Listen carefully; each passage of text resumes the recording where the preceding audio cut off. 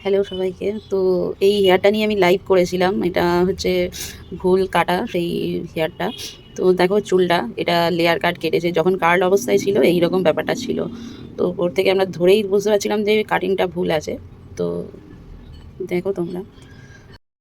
Smoothing করার পরে এই রেজাল্টটা এসছে দেখো। দেখে এত খারাপ লাগছে, এত খারাপ লাগছে কি বলবো। স্মুথনিং করে ভিডিওটা আমি পোস্টই করতে পারিনি। যে এত বাজে লাগছে, এত বড় চুলটা এইরকম মানে হয়েছে রেজাল্টটা, যে পোস্টই করতে ইচ্ছা করছিল না।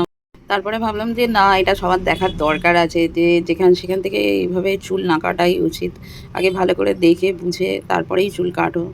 তো সে পার্লার হোক, সেলুন হোক, যাই হোক, বা যার কাছে যে যখন চুল কাটবে সেটা বুঝে। যে এত সুন্দর সুন্দর চুল যদি কেটে এইরকম অবস্থা হয়, তো ধিক আমাদের পার্লারের কাজের। ভিডিওটা হয়তো একটু লেন্থি হবে, সে হোক। কিছু কথা বলার আছে আমার, সেগুলো একটু বলতে চাই। এর সাথে আমি আর একটা কথাও বলবো, যে আমরা তো স্মুথনিং করে দিচ্ছি, দেখো এরকম রেজাল্ট। আজকে আমি দেখাবো আফটার ওয়াশ রেজাল্টটাও দেখাবো। তো তোমরা যারা স্ট্রেটনিং, স্মুথনিং, বোটক্স, ন্যানোপ্লাস্টিয়া যাই ট্রিটমেন্ট করে থাকো না কেন চুলে, তার জন্য কিন্তু আলাদা শ্যাম্পু পাওয়া যায়। শ্যাম্পু, সিরাম, কন্ডিশনার, এই তিনটে জিনিস কিন্তু চুলে ইউজ করতে হয়। না হলে কিন্তু হেয়ারটা ঠিক থাকবে না একদমই। এই হেয়ারটা দেখো আফটার ওয়াশ রেজাল্ট।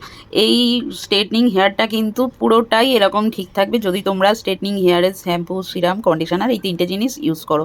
আর যদি না করো তাহলে কিন্তু কোনোভাবেই হেয়ার স্ট্রেট রাখা সম্ভব নয়। তোমাদের বাজার চলতি যাই প্রোডাক্ট কেনো না কেন, ডুপ্লিকেট হতে কিন্তু সাবধান। এইটুকুই বলার ছিল।